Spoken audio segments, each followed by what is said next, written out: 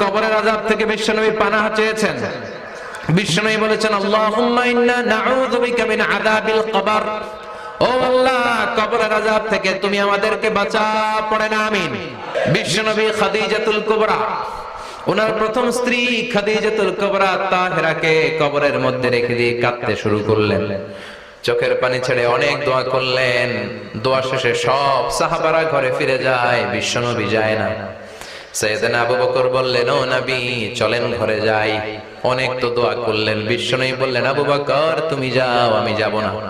এইটা সাধারণ মহিলা না, এটা বিপদের দিনের সঙ্গিনী খাদিজা। মক্কায় যখন আমার কেউ ছিল না, খাদিজা আমারে ভুলে নাই। 3 বছর কাফিররা আমাকে জেলখানায় বন্দী রেখেছিলাম, শিয়াবে আবি তালেবের জেলখানা। আমার স্ত্রী ওই জেলখানার জীবনেও আমারে ছাড়ে নাই। আমার সাথে 3 বছর খাদিজাও জেল খেটেছে। এই একটাই মহিলা, যেই মহিলাকে আল্লাহ